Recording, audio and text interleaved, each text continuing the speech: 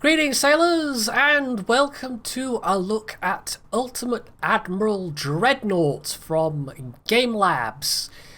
This is a very early playable alpha, and, well, obviously, just looking at the screen, you can see why this would be of interest to me, but I've got a couple of caveats to get out the way with first. I'm going to say right at the top, although you can buy your way in right now and play this yourself, for the price they're asking to get the playable alpha, I don't consider it to be worth it, really. The money that I used to buy this was actually donated by a Patreon supporter who themselves had an interest in the game. In fact, they were the same person that brought the game to my attention to begin with. So this isn't like a donated, or not a donated key. You know what I mean? It's not like a press key or anything like that. This is me having actually stumped up some cash, or stumped up somebody else's cash to buy what's there at the moment. So yeah, it's buggy. There's rather a limited amount of actual gameplay available. It's more like a tech demo than anything else, and just for the price, I don't really consider it to be worth it. There is another pricing option available, I should point this out, which is, I think, like half the price. It's like $50 or £40 for the playable alpha, so you can see why I don't think that's, like, it's a bit steep for what's there. But there is the other pricing option where you can basically just pay, I think, $20, and you'll get the game when it comes out, and I think any updates that come with it, in the same way that when KSP was in development, you could buy it for a cheaper price, except at that point you could then actually play the game, whereas this, you can only play the game if you pay the more expensive price, which is definitely not worth it. If nothing else, it's completely buggy and not balanced in some ways, and there's clearly a lot of stuff missing. In fact, at the moment, all there is to play is essentially a bunch of tutorial scenarios, some of which don't seem to be particularly well balanced, and others I haven't been able to complete because it crashes every time. So, Game Labs, you might recognise the name from Naval Action. It's the only other game from them I've played. I really liked the player versus player battles in Naval Action. It's when all the open world stuff came along that I just completely lost interest, because it was just a massive crafting grind fest, and that's really not my cup of tea at all. So although I like bits of Naval Action, I'm quite happy to see a game that isn't going to be a big open world thing. This does just look like it's going to be a single player game. I don't know if they've got maybe some multiplayer plans in future, but that doesn't really feel like it would fit within the scope of this game. And as for what this game is and what they plan it to be, well, basically Rule the Waves, but with a nicer interface, better graphics, not just like top-down 2D line drawings.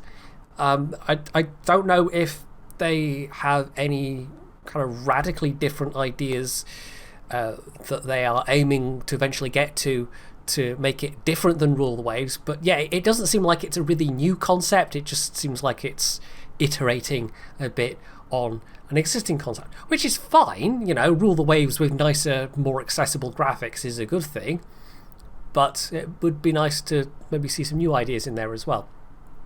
Having said that, I haven't actually played Rule the Waves, so my basis for comparison is purely watching other people having played it. So let's have a look at what you can do at the moment. Like I said, it's basically a kind of tutorial progression ladder of scenarios.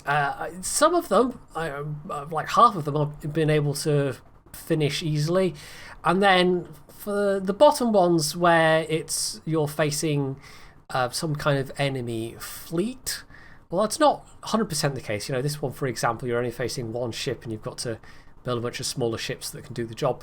But yeah, a lot of these are, you've got to tackle an entire fleet, and the game with bigger numbers of ships gets very prone to crashing. So some of these I have been able to at least run down the timer, even if I haven't succeeded, or else all my ships got sunk, because they're really tough scenarios, these. Some of them I'm not even sure if they've got the balance right in terms of the number of ships you're facing, because it does semi-randomize. It's not the exact same ships every time. It's the same classes, but there's some variations in design. But yeah, I'm going to keep trying, and I'm having a bit of fun as we're going. But one of the big things this game doesn't have at the moment is there's no way to save designs that you've made. You are basically starting from scratch every single time. So there's a fair old range. You basically there already seems to be a lot of different hull presets in. So if we just click on one of the early ones, for example, it gives you some kind of early Dreadnought style battleship hull. And if we go back to the main menu, we can get all the way to the modern battleship, where you have something that looks awfully like the Yamato hull. But in the interests of actually picking one of these scenarios that is unlikely to crash on me, let's go with one that I know will actually... two battleships. I think this is, the one that's not going to crash and that will be nice and stable and won't take that long to complete. So, generally speaking, with a lot of these scenarios, well, all of these scenarios, you have different starting options. And in this case, it's either extra funds for construction, or you can get a boost to various stats for your ships. So in this case, I'll actually list them. Things like long-range accuracy, base gun accuracy. Some of these are fairly hefty, but it's also quite a lot of extra funds if we choose to go that way. In this case, we'll go with the technology boosts, which will also unlock some of the different things that you can actually add to your ship. So this is the ship designer view. And actually this time we have a couple of different presets, including a tumble home style Dreadnought hull. Well, actually, I'm going to go with one of these because I just really like how this looks. But there's various stats with these, like hull form, I presume is that's the actual like acceleration characteristics and all the rest of it. Stability is going to be for shooting purposes. Floatability, how much damage it can sustain and stay afloat. I think resistance is just kind of overall armor shape, and surface visibility is kind of self-explanatory. A lot of these numbers, I've not been paying that much attention to them, and certainly having played World of Warships, watched a bunch of Drakfinel videos, and also having played with the Naval Rework mod for Hearts of Iron has given me some idea of the kind of values and components I should be picking out for my different designs. So yeah, we'll go with the tumble home, because why not? We'll crank up, we'll crank up the shape to where, or the tonnage to where I've actually got that that midsection, because as you increase the displacement tonnage, it gets bigger and shrinks, and that in this case there's only two different sizes of hull, but on the bigger ones there can be up to 3 different sizes, and tonnage also affects things like armor weight, the amount of space you need to give over to engines. There's also various things that relate to when eventually this will have a campaign, such as the range that your ship will need to have, and obviously that does not apply at all for these scenarios, because it's just you're being thrown straight into a fight. So there's all these different design considerations going on, and eventually when there is a campaign, it's going to be a matter of striking a balance, because presumably you will have a certain budget for each class. I don't know how the game will calculate that exactly, but if it's anything like Rule the Waves, it'll be sort of dynamic, and there might be some kind of background political simulation going on, which will have an effect on how much funding you get. We've also got the weight limit, which is obviously more directly under your control, but the higher displacement means that more things are going to cost generally, because it just ups the amount of everything needed. And then we get to all the other options like a number of bulkheads. We'll stick that at standard for the time being. You've got your propulsion, you've got protection, you've got ammunition and armament, and you've got extra techs, but we don't actually have any of those available yet. I don't know if we will even get the rangefinder for this particular one. And then lastly, you've got your actual armour layout. Now, you don't get to see a nice armour viewer layout like you do in World of Warships. It'd be kind of nice if that was a thing, but I don't know if it will be. I don't know how abstracted these stats are. There's also one or two things I kind of wish were there that aren't, particularly in propulsion. There's no option to choose the number of propellers that you have or the rudder layout. And if you think that doesn't matter, I point you in the direction of what happened to the Bismarck. Because the number of propeller shafts and the rudder arrangement absolutely do make a difference. Especially if said rudders and propeller are getting damaged. So let's deck out our ship. We've got some tonnage to play with. We can't really shrink the tonnage that much more if I want to keep this extra deck section. So this is about the minimum. 10,100 tons is the minimum I can get away with. Now, first off, I always start with this armour. In this case, we have all the way up to Krupp Armour Type 4. And all of these come with various modifiers. So just basic iron plate is incredibly heavy and also gives a negative to your hull form, and it's also quite low quality armour. But the actual armour weight isn't that heavy, it's the hull weight that it increases. So if I just even click to compound armour, you'll notice up in the top there. Well, actually, it doesn't make that much difference because we haven't selected that much armour yet. But in bigger, heavier designs, you'll notice a difference of hundreds, maybe even thousands of tons. So we got a bit of budget to play with.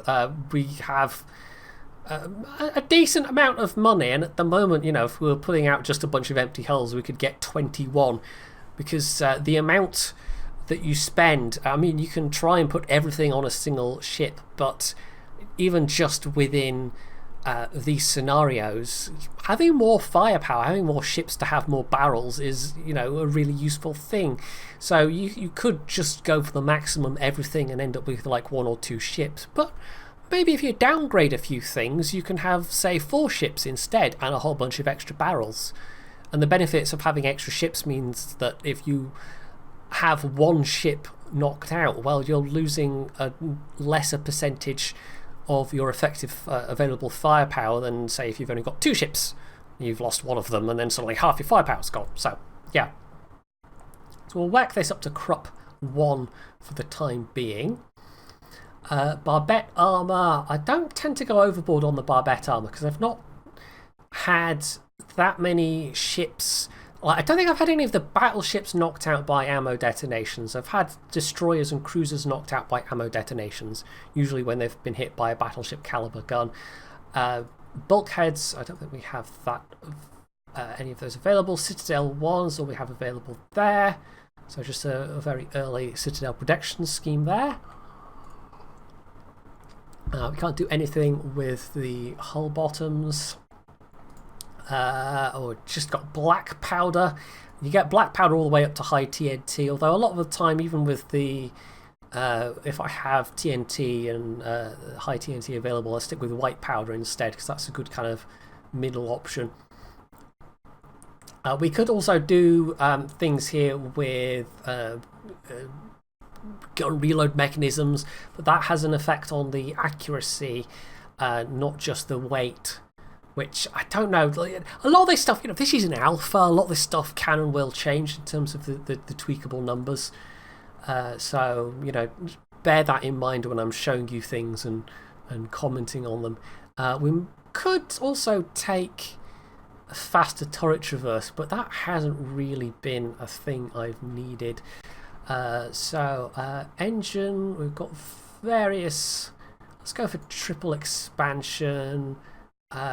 coal, and we've also got semi-oil as an option. I don't know if this is, and this is me having just watched a Drachfinel video where he mentions this, but I don't know if this is meant to represent like an oil sprayer system where they would be mainly coal-fired, but they could put oil in for increased performance at various points. So I guess, unless there were other technologies that also fall into that bracket of semi-oil-fired. So yeah, you can go for fully oil-fired, but makes your fuel cost a lot more expensive. So we'll go with semi-oil and induced draft boilers as well for now. And we'll tweak some of these things again later. But let's actually start adding components at this point.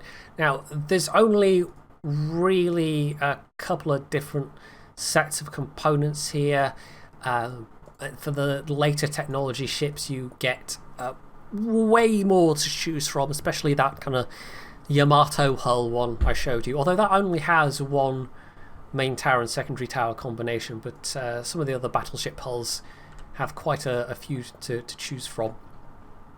And as for the actual hull shapes themselves, some of them are actually sort of familiar. You know, this kind of looks vaguely French. There's some that look rather like American dreadnoughts. There's a couple that look like Japanese battle cruisers. So there's definitely some real world analogues, but they're not.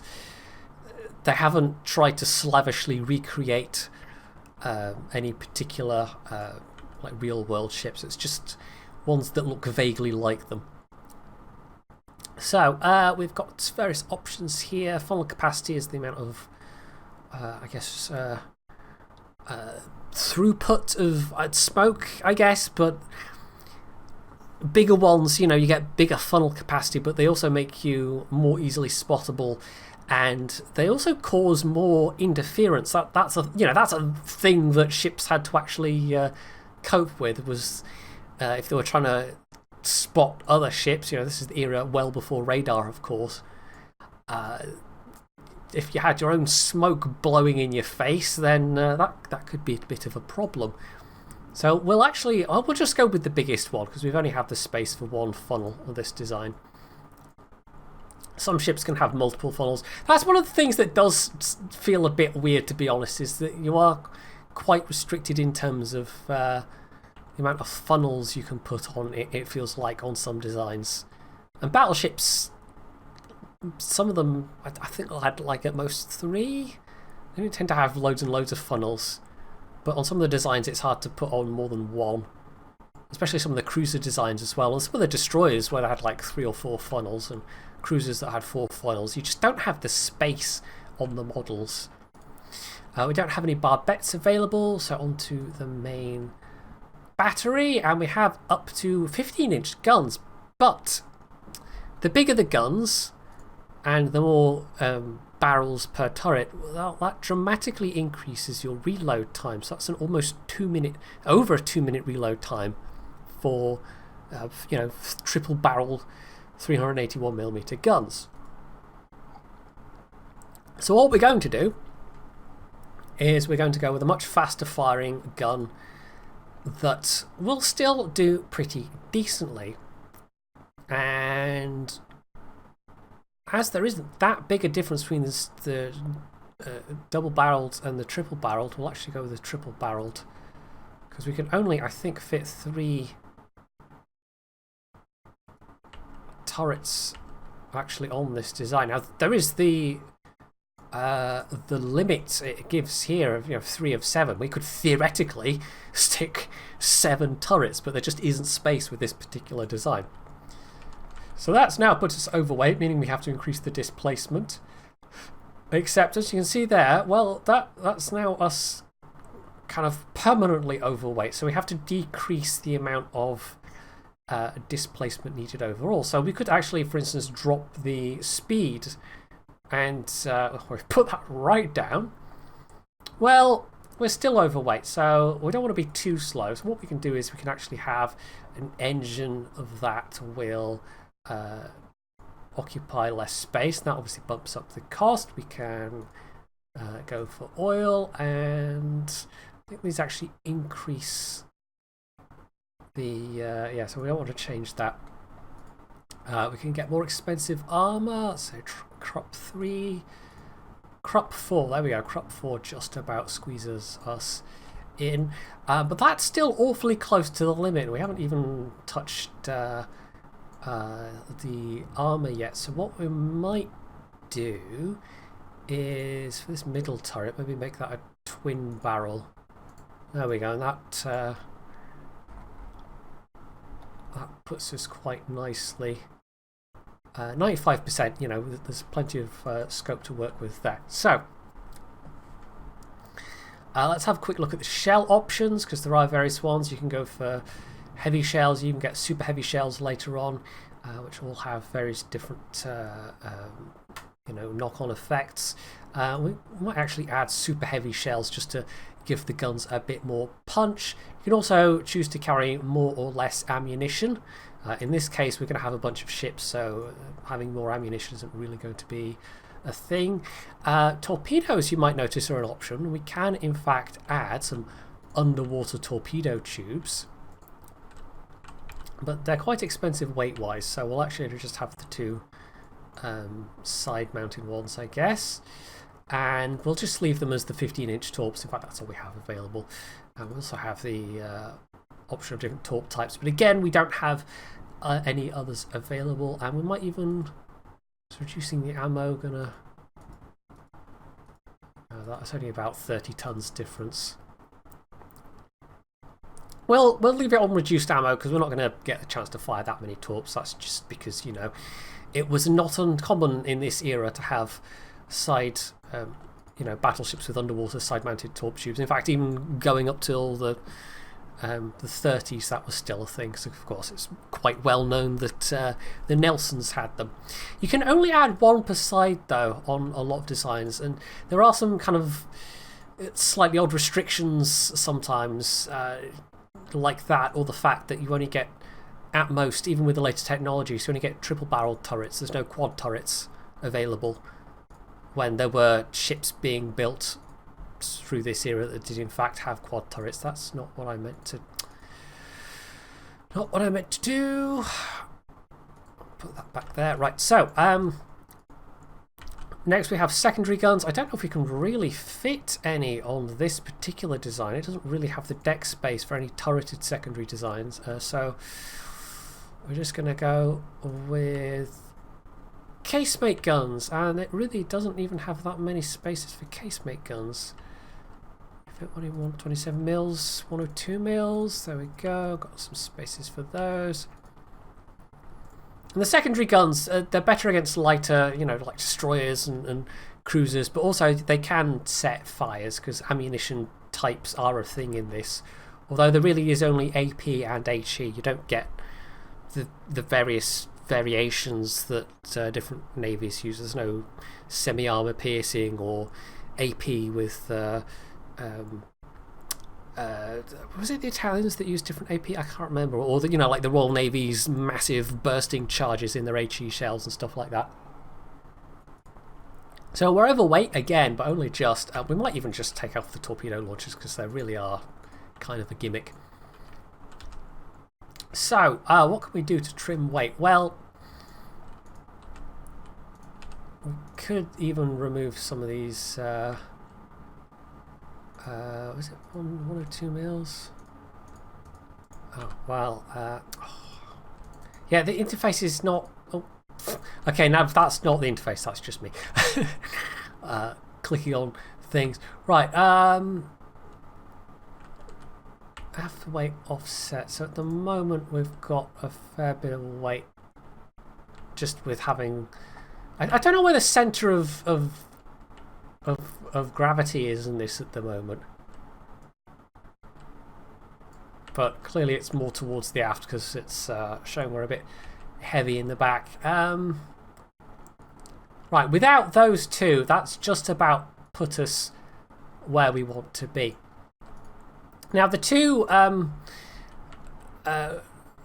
big kind of things that aren't in the game at the moment are, and I don't know if they will be, although it would be kind of a rather notable omission. There's no submarines and there's no aircraft carriers. Aircraft carriers might be. I'm not sure if they'll decide to put submarines in for like a campaign mode. If and when that comes in. It might be that they're just concentrating on getting the surface combat sorted first. But aircraft carriers, I'd be very surprised if they weren't in the game in some capacity. So there's no kind of anti-aircraft armament at the moment, which is a thing that there might well be in future. I quite like the loading screens, by the way. They have all these little, famous people and ship classes and not even necessarily famous people, but people connected with naval history. Designers and admirals and sailors and... yeah. So, we rather outnumber the enemy ships. We've got these old tumble home designs, but yeah. Now, we've gone immediately into spotting range of these enemy ships, and well, this is what the game looks like when you're actually in the battles. You've got the ships themselves lined up in 2 different squadrons. There's a bit of a problem with the squadrons at the moment, how they behave, because one of each ship in every squadron will always have this little flag. It'll always be designated as the flagship.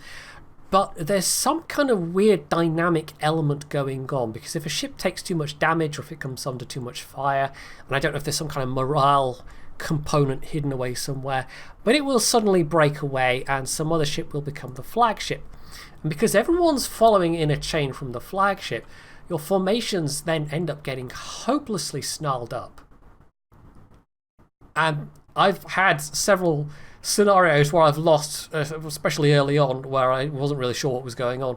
I lost because the ships just managed to get hopelessly stuck in this confused ball and ended up basically stationary and getting picked apart by the enemy fleet. So we're going to split these apart a bit, and I really wish there was some way to set a battle lineup before you actually started a game, instead of having to oh, that's not what I wanted to do. I wanted that one to go in that one before the game actually starts, because sometimes you'll have to go and search for an enemy fleet first and you've got a bit of time, but other times you're starting right away facing enemy ships, and you have to kind of scramble slightly. So let's get everybody focusing fire on the same ships. At the moment they're just marked as warship because there is an identification process going on, and we don't know what they are, we don't know what armament they have. We can take a look at them visually and we can see, well, some triple turrets, some double turrets, not many secondaries. It looks like a battle cruiser hull, but we don't know what kind of armour it has. We don't know what caliber the guns are. It might even have torpedoes as well.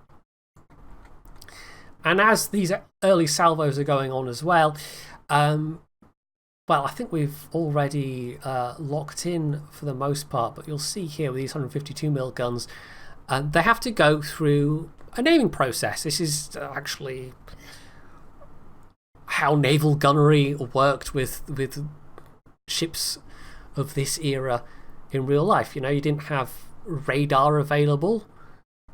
You didn't have super amazing optics available. You just had to fire and calibrate as you were going based on how far, short, or how long your shells were going. I think it wasn't until World War II that shell dies became the thing. It was one of the innovations they... was it the Japanese Navy that was using them first? Or I can't actually remember. I know the Japanese Navy used them, and I just can't remember if they were the first to use them, and I'm sure other navies ended up using them as well.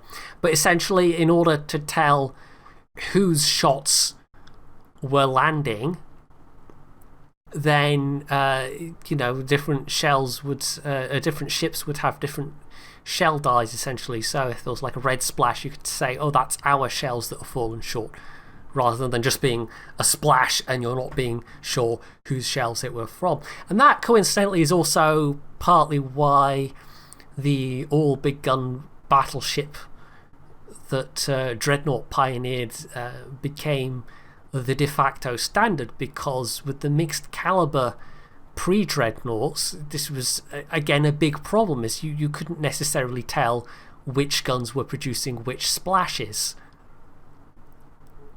And if you had, you know, mixed main caliber guns, then that was a bit of an issue, because they would have different ballistic properties and would maybe need different kind of rates of adjustment. So we're still identifying this ship. We've got it partially identified as a battle cruiser.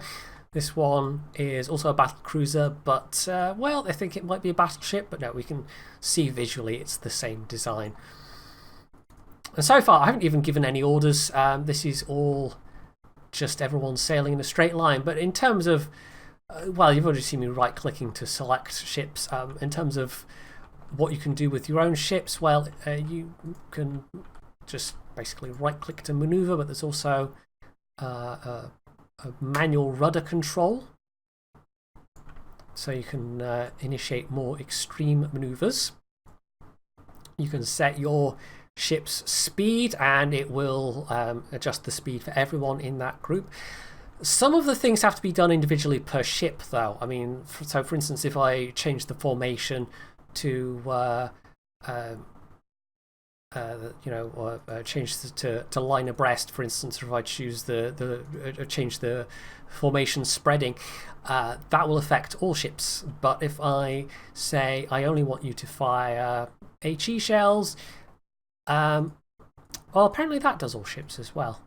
Okay, interesting. I think it's just the gunnery and torpedo options then. I thought it was that shell type option as well. But yeah, the gunnery and torpedo options, you can tell them to only fire when they have a more certain solution, or you can tell them just to blast away with everything they've got and screw how much ammunition we have. And because, you know, ammunition is a thing you have to keep track of. Be aware that you might run out of. Yeah, for some reason you have to do that on an individual ship-by-ship basis, which took me a little while to figure out. Especially with destroyers, you have to be quite careful with getting them to drop their torpedoes, because you have unlike World of Warships, where you can fire literally the weight of your own destroyer in torpedoes over the course of a battle. In real life, they had rather more limited reloads. In fact, I think even in terms of what this game does with destroyers and torpedo reloads, it's maybe a little unrealistic. Because being able to reload your torpedo tubes in the middle of a battle wasn't really a thing that happened much in real life. You would fire torps and then be done with it, basically. Or you might have one reload available, ready to go. So we can see the accuracy of the various ships. I think things like maneuvering will affect it. The weather conditions affect it. If destroyers or cruisers are laying down smoke screens, that will affect it. And obviously also your distance to the target has a big effect as well. So yeah, we massively outnumber these ships. I mean, these have 14-inch guns and a decent number of them, but for just the sheer number of ships I have, you know, quantity is its own quality. And that's a thing that definitely holds true with a lot of the scenarios. If you can just bring more ships of an equal class, then you're going to have a pretty decent chance. You could go all in and have just a couple of super duper high-tech ships, or you could just bring a whole bunch of barrels on slightly less capable platforms, and a lot of the times that will do the job just as well. It's why some of those latest scenarios are a lot tougher, because you can get maybe 3 or 4 ships and you're facing a whole enemy fleet.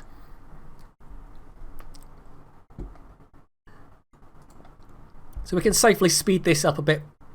That's one of the things that definitely causes the game to crash quicker when there are larger fleets involved. We don't have any torpedo tubes to worry about, so we can actually maybe afford to get a bit closer. In terms of damage modelling and the rest, let's see, which group is that? It's a bit hard to... that one is kind of tied to that one at the moment. If I will set that one to follow this lead group as well. And Not sure why they're trailing all the way behind there, but okay. Anyway, yeah, that's yeah. Let's just angle them a bit closer, and if we're angling in a bit as well, it'll increase the angling of the armor, because that does matter in this game. It does seem to partly run on a hit points model with kind of like hit points per section. The kind of overall health of the ship is given to you there, and then you can see the status of individual compartments. And the more bulkheads I think you have, the tougher your individual compartments are. I think that's how it works. In this case, we're setting all kinds of fires, and the closer we actually close the distance, of course, the effective penetration of, well, both sides increases. You know, these 14-inch guns are going to be more effective against my armor, but my 11-inch guns, or is it 12-inch guns? 305. 12-inch guns. My 12-inch guns are going to be that much more effective. Although it is now fairly well angled. One thing I don't have to worry about, which I discovered fairly early on, is collisions are not a thing. Collision damage is not in this game as of yet. But there is team damage, though. Well, at least for torpedoes. I did, and it was a very World of Warships moment, I did in one of the fleet encounters watch one torpedo boat, one of the AI torpedo boats, team kill another torpedo boat. And in yet another scenario, one of my torpedo boats ran into one of its own torpedoes because the torpedoes were really slow. Right, there we go. We've just battered that ship into submission. And now we can all focus on this next one, which is going to boop one of my battleships, as we can see there, but it will do absolutely nothing except scrape along the hull a bit. In real life, this would be a fairly catastrophic collision, but those mechanics just aren't in the game yet. I presume they will be. I can't see why they wouldn't have done that. So we'll actually start the ships turning that way a bit. So yeah, there's some like minor bugs and irritations outside of major crashes, but for the most part this seems to work okay at the moment for an alpha. I imagine there's a lot of stuff that will change balance wise between this and the final release of this game, which, given that this is an alpha, you know, is going to be easily well into next year, I imagine. But I'll certainly be keeping tabs on this. And I might even, you know, as updates come out, I might give them some coverage as it warrants it. But, I mean, really, my purpose in doing this video was just to take a look at this and share my thoughts on it now. Just to flag it up as a game to be aware of, because for obvious reasons, I think people that follow my channel might be very well interested in this particular game. Being able to design your own ships and have them fight against enemy ships. I mean, hell, if you just want to do the designing of ships, you can do that, and you can put your entire fleet in the hands of the AI. And just have the computer fight against itself, essentially, using your ship designs. I don't know how good the AI is at the moment. It seems okay in terms of handling enemy fleets, but when I put my own fleets in charge of the AI, it doesn't always seem to perform that well. So I don't know. I think the AI is more geared towards fighting against players at the moment than it is against itself, if that makes any sense. So that was only 2 enemy ships. They had more powerful armament, but we just completely overwhelmed them with numbers. There are other classes. We'll actually take a look at just a quick look at the builder with heavy cruiser, light cruiser. Let's take a look at this one. So you've got various armoured cruiser classes.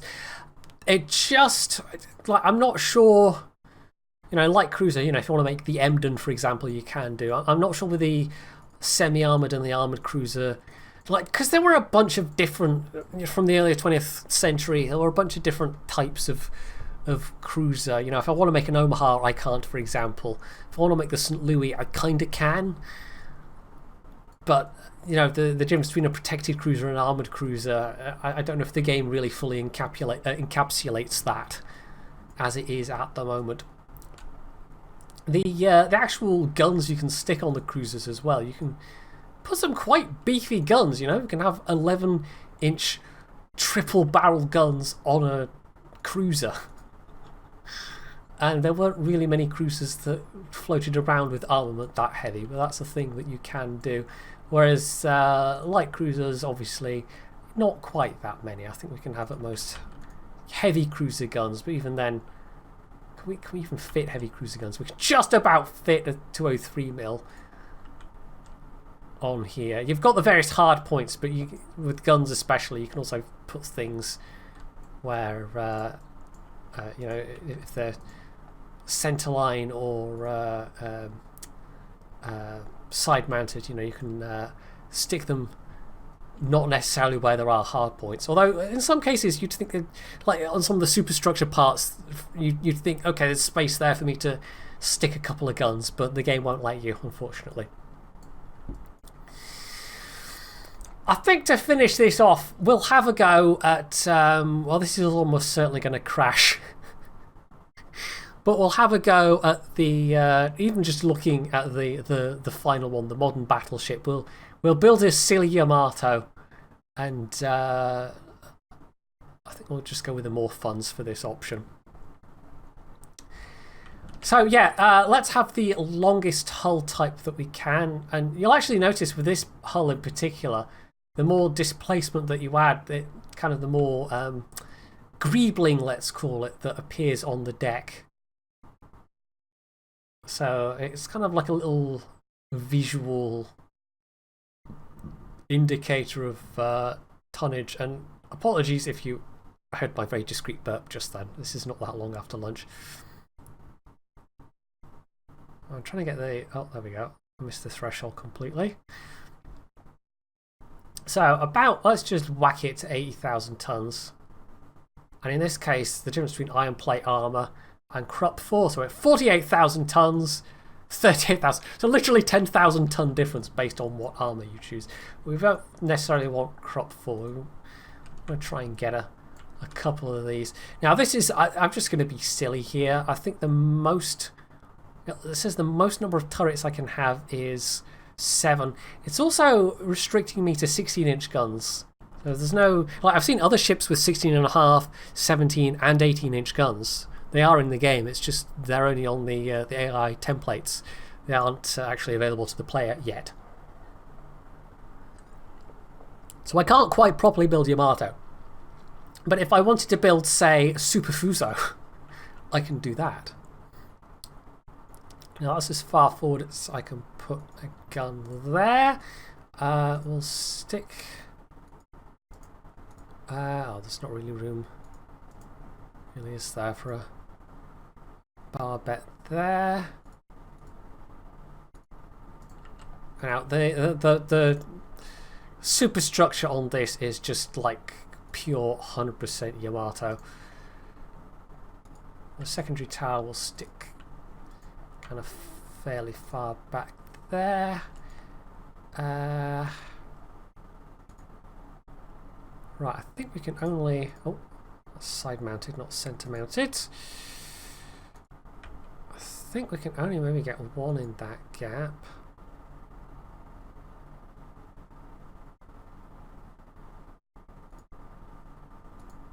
We could stick another barbette there at the back. I don't know if there's room for it though. It's like the barbettes will only go on the slots that it gives you.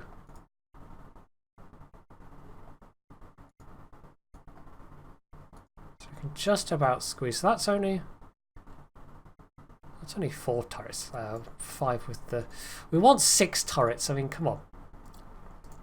There must be a way to squeeze 6 turrets on this design. Is there an even... Ah, there we go. There is actually even a longer hull. So I think there's like 4 different... So you can have like tiny baby Yamato Or you can go for Long Boy Yamato. Right, here we go. We should be able to fit enough turrets on here. So yeah, let's go for a barbette then. We'll make that super firing. Oh, we've got space for... Can we do a... I don't think we can do a... No, you can't do a centre-mounted barbette. No, no. I mean, you could do. You could go for pure old-school Dreadnought. Like, it's even got some... we could do that, but... I don't think we will. We'll just go the centerline mounted route.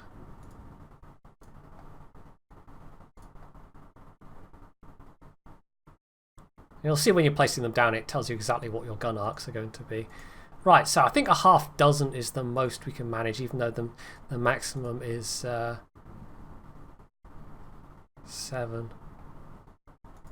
Yeah, we'll stick that there. And then there's only one funnel available, which just slots in there. At the moment we can build 5 of these, so we can basically go up to 20% on the budget limit. We can't actually drop the tonnage anymore because that will shrink and we won't have our Long Boy Yamato anymore. But yeah, well, it's not. It's a Super Fuso, really, isn't it? It's not even a Long Boy Yamato. It's a Super Fuso. So we can fiddle with some of these things. We might even just leave it as the steam compound engines because weight's not a problem. We're well within our displacement. It's the budget that we're trying to...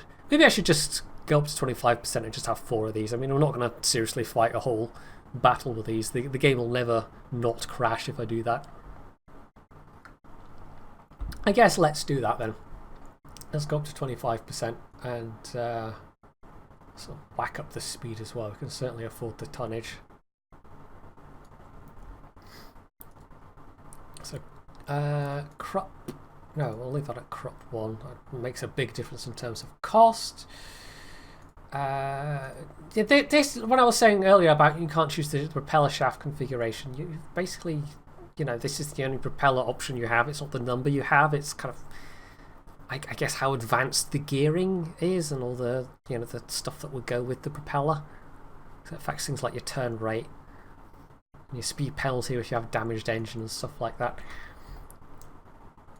We'll go with... I'll go with forced draft boilers. So we want to get the most oomph out of our engine that we can. Coal-fired. Man, those poor stokers. Fuel cost. Yeah, cost is the bigger thing at the moment, so we'll stick with that. We'll go with right up to the best ammunition. Super heavy shells, absolutely. Super heavy 14-inch shells. Rangefinder.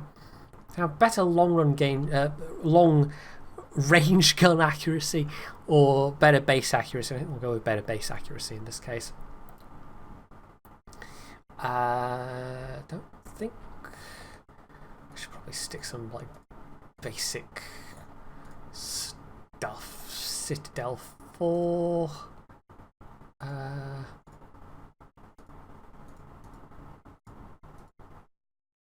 trying to squeeze 4 battleships out of this. I don't know if I can actually. It might have to be 3. I mean, it's going to be like 18 guns per ship, so 3 is still a fair bit. Okay, in which case we might as well go up to crop 4 armour, which will wax me way up there. Although, we want better citadel protection more than we want crop 4. That's 30.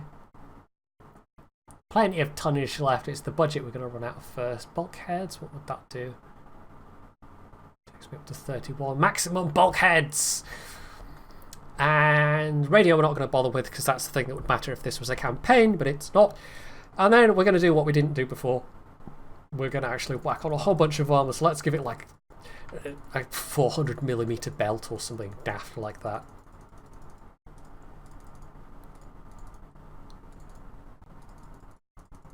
And can we get away with like some extra deck armour? Deck armour is expensive. How about if we make it 380? still pretty decent amount of belt protection. Squeeze in a little extra deck armour, 110 mil. And I think we'll bump up the turret face armour a little bit, 300 mil. Turret tops, squeeze a little in there, probably not too much. Although that's one of the smaller areas in terms of volume. 75 mil, and we'll leave the rest alone. No torpedo tubes, we could do that, but yeah. So, yeah, this is completely silly. We haven't even put on any secondary guns, I've just realised. But that doesn't matter for demonstration purposes. There's a whole bunch of slots in that superstructure for, I think there's 6.5, 7-inch guns. No, they'd be 7 point something. They'd be like 7.5-inch guns. Or is it 7-inch guns? I don't know. 178mm guns.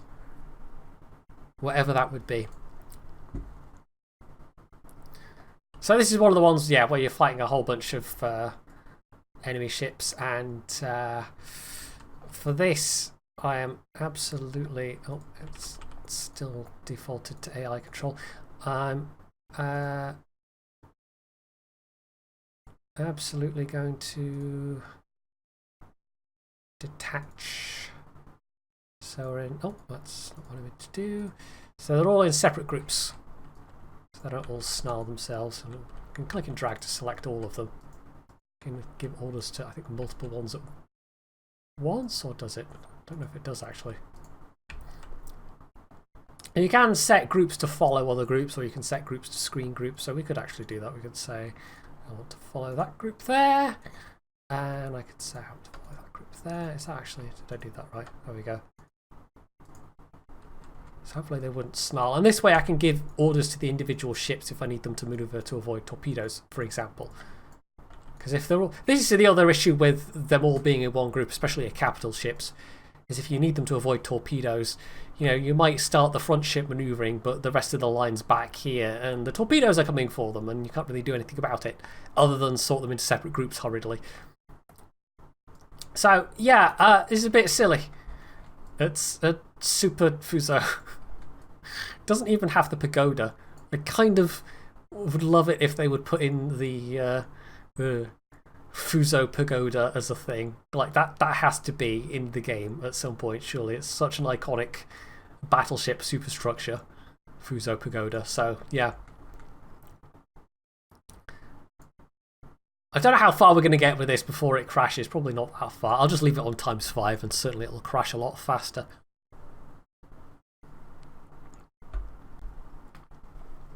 And I'm not even paying attention to where it's telling me ships are coming from.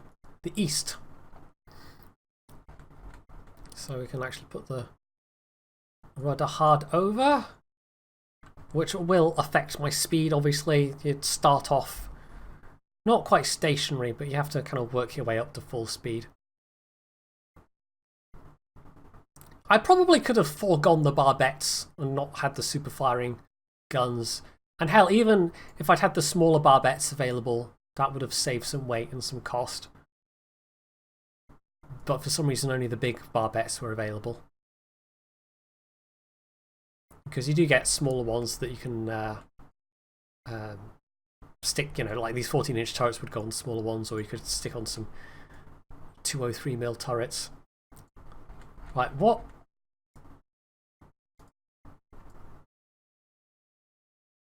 Right, that one's following that one, but that one's not following this one. Did I? Oh, I didn't do it right. Anyway, wondered why it wasn't following. And, oh, also we were going east, and I set it to go around in circles. Whoops. Right, let's... I should just not do manual rudder control. I should just do it via right-clicking, because apparently I'm rubbish at paying attention. I'm too busy watching my battleships. My ridiculous battleships floating around the place. So this is what Japan should have done. None of that silly Yamato nonsense. No, you just need super Fusos with even bigger pagodas. That would have won them the war for sure. Yeah. The American Navy would have just seen them coming and run away scared, clearly. Right, what I'll do here is I'll skip ahead till we'll actually contact the enemy fleet, because it might take a minute or two. Well, I'd say we found them. If the destroyers manage to close, the utter lack of secondary guns might be a bit of a problem. Let's be honest, it's a pretty rubbish design not having any secondary guns whatsoever. But yeah, time's been getting on a bit with this video, so let's just, I just wanted to keep things going rather than fiddle around even more. So 14-inch guns are not particularly punchy, but we've got the super heavy shells, which will help. And once we've identified what these ships are, we'll know what kind of armour we're facing.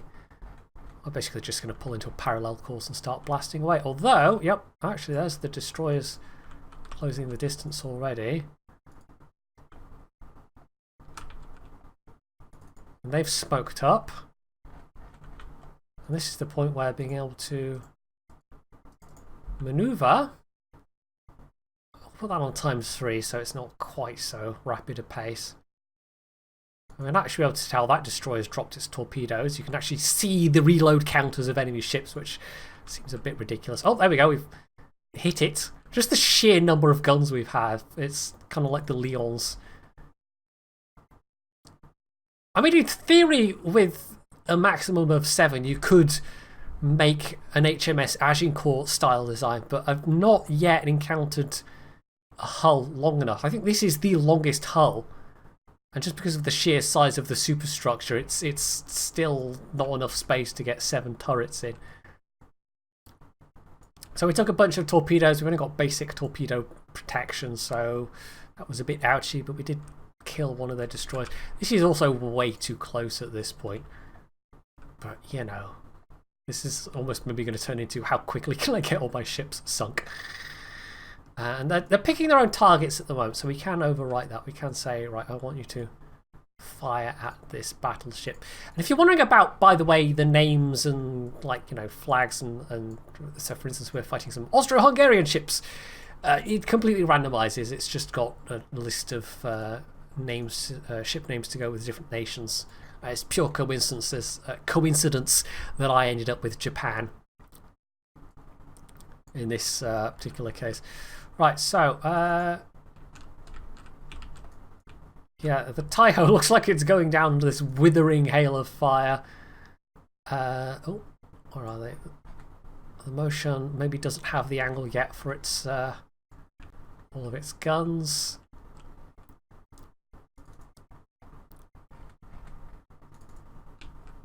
They are very long ships, so that obviously is going to affect how well they turn. But yeah, this is just getting absolutely battered to death. We've already taken engine damage, more torpedo damage. We're on fire, we're flooding, although the flooding is being dealt with. But yeah, it's absolutely getting pummeled. So I don't think this is going to be a successful run somehow, but I don't know if I've actually managed to do this one without either all of them sinking or the game just crashing. Now, if this were actually a ram, this cruiser would come off considerably worse, but sadly that's just not a thing yet. Sadly. It would be quite fun to order your ships to ramming speed and smash them into the enemy fleet. Right, is that still... Oh. Yeah, we want that on steady orders. Right, this is not recommended tactics, dashing through the middle of the enemy fleet, but this is how we do it Jedi style. I think I'm a bit more competent at making the ships, apart from when I forget to put on any secondaries at all, than I am actually commanding the ships, I must say. That's the part where I'm definitely going to need some practice with this game. But I can at least come up with semi-sensible designs when I'm not making super Fusos with no secondary guns, which is totally sensible. But even if I put it up to ×2, you can see the frame rate's struggling a bit. It really doesn't like lots of ships at the moment. Lots of ships make the game engine absolutely trudge along. Let's see if we can at least do some serious damage to, if not finish off this battleship here. Because we're at basically point blank range. In fact, we've got 14-inch guns. I mean, it's not especially thickly armoured, 255mm belt. They're also packing 14-inch guns. What's the other battleship? 14-inch guns. So there is some variation. I mentioned that the game kind of runs off preset templates. So you might encounter, you know, one ship with 14-inch guns and the other ship's packing 17-inch guns, for example, in which case you should probably prioritise the one with the bigger guns. But in this case, it doesn't really matter. Right, so now Motion's getting pummeled from every single side. Let's see if they can do nasty things to that destroyer at point blank range. I think they got Torpedo. There's just, I don't know, the damage log is just too full of everything at the moment. Take that, pesky destroyer. Oh, there's one on the other side. It's fine. It's fine. We've got this. Yeah, Admiral PointyHairedJedi definitely less competent than ship designer PointyHairedJedi. There's not quite the same level of, you know, if you've only ever played World of Warships, I don't think it will have quite prepared you for this. I think it definitely will help to have some knowledge of real-world warship tactics. It's not the only game out there where you can command ships in kind of real time. Jingles has covered one, and I can't remember what it's called now. But that's more just preset scenarios with historical ships. It's not actually, you know, build your own ships. It's and there's no kind of campaign to it. It's just a bunch of, well, you know, you're in the Bismarck, don't get sunk. You have 3 hours, go. I think, isn't that one even turn-based? I think it is. You know, this is obviously, I didn't even point it out, but I don't really have to point out that this is fully real-time. You can sort of pause it by bringing up the menu, but even if you tab out to the desktop, it will still run in the background. So technically it's pausable. In fact, even this is pausable with the pause button. I don't know why I didn't just point that out first. Because I'm special. I'm the kind of special person that just likes to charge their ships straight into all of the enemy ships when they have no secondary guns. And just pray that it'll all work out fine somehow. Come on, sink this one battleship. Is that going to have a good angle? Actually, let's now focus back on this. We are hammering the hell out of the Ernst. But even the fact that I've got the more, you know, I've got the bigger battleships with more guns, weight of numbers still definitely matters. And when it comes to the campaign, that's absolutely one of the things that you'll have to grapple with, just as the Royal Navy did. Even if there aren't any treaties for any mechanics for naval treaties limiting tonnage in place. One of the challenges the Royal Navy had consistently was, well, how do we get more or less the capacity we need for, you know, less cost or less tonnage? And there were a bunch of examples of classes, especially cruiser classes, where you'd get a class that came out and there'd be, you know, like 8 of them, and then there'd be a follow-up class that was based on it but was, you know, cut down to about 2/3 capacity or capability in comparison, but also therefore was much cheaper, and then they could build more of them. So yeah, there's a whole slew of examples like that, and even going back to the pre-World War I naval arms race era, when they were basically putting out, you know, a new design of battleships and battle cruiser every single year, which is kind of nutty to think about these days. You know, a lot of those designs were iterative and derivative, and designs based on other designs to at least some extent. Right, we're severely losing way at this point. We're basically completely knackered in terms of engines. I think you have You don't get to choose how many engines you have. It's always just 3 engines. So 3 engines knocked out means we're just losing speed and running at minimal capacity at the moment, and relying probably entirely on the auxiliary engines. We also don't have a lot of anything left at all. I think things like the superstructure getting knocked out, for example, means that our accuracy is going to be... Yeah, fire control damage minus 25%. Presumably minus 25% accuracy. So, yeah.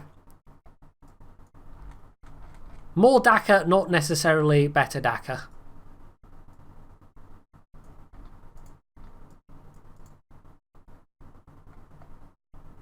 It seems like. I think you have less of a penalty for twin turrets. I really would have liked to play with some 18-inch guns, though. That would have been quite nice, but sadly just not in the game.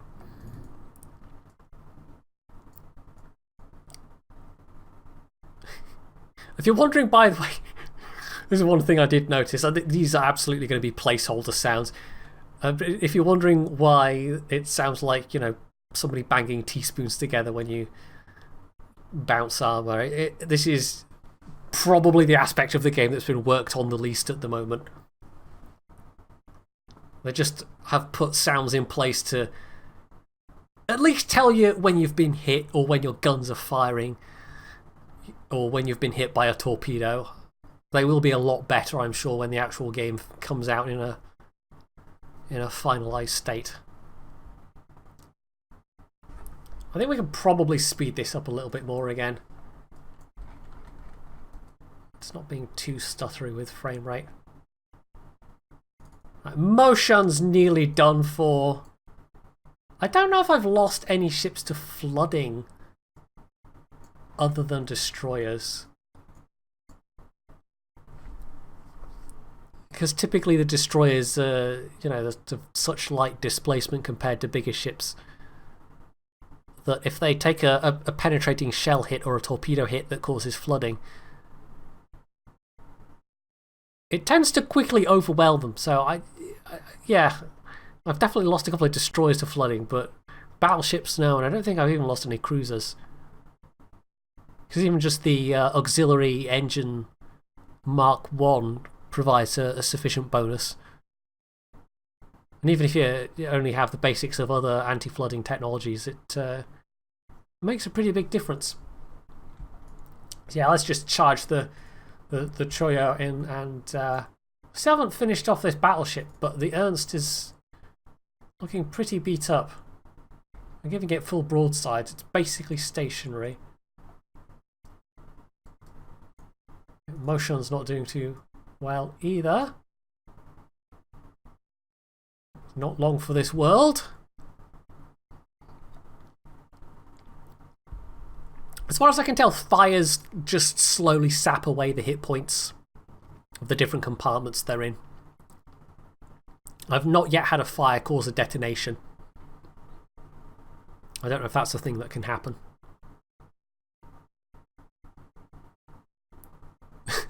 It does. It sounds like someone banging pots and pans together. Right, we need some sounds.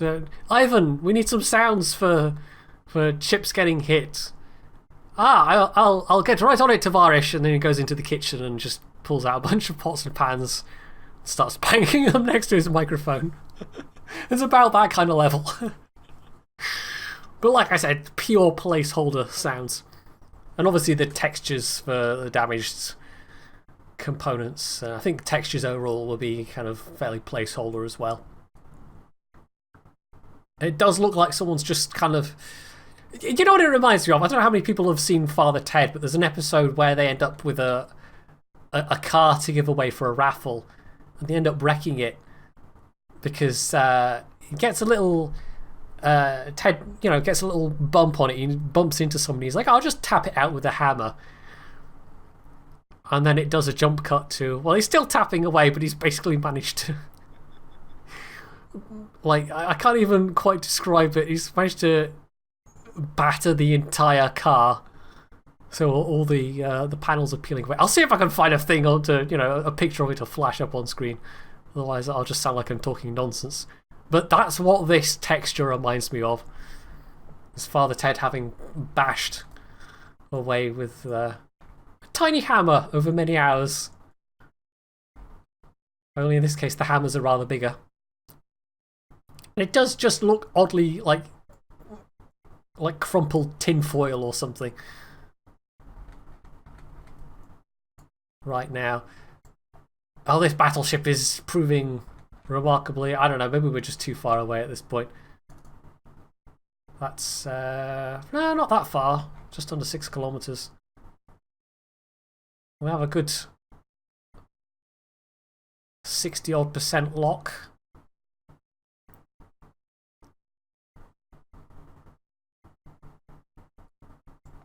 Also plenty of ammunition left, so that wouldn't be particularly an issue if I hadn't just charged straight at the enemy fleet. It's fine. It's fine. I definitely would have made a good, you know, World War I Admiral. Although it can't have been as bad as... Oh, who was the one that gets a lot of flack? Was it BT? At Jutland? I can't remember. There was one of them that screwed up somehow, and I can't remember which one it was now. Anyway, Motion's going under. Slowly. Very slowly. And, is that supposed to be a Japanese Navy flag? I don't know. I'm not sure what that ensign is. Oh, this is one of the things I should notice, by the way. Straight up, they just, you know, they even have the spot where the bow roundel would be, but don't actually have the roundel. Right, let's just focus on a closer target. These are definitely not particularly manoeuvrable ships with how long they are. And I don't think this one's going to last too much longer either. Oh, there we go. We got a good solid whack into that one. I'm just doing a carousel of death around my ship now. So this is it at the moment, you know, you can make sensible or silly designs and just do the same scenarios over and over again. So this is why at the start I was saying I don't really think it's worth ponying up for the playable alpha right now. For the amount you're paying for it, there is a pretty sharply limited amount to do.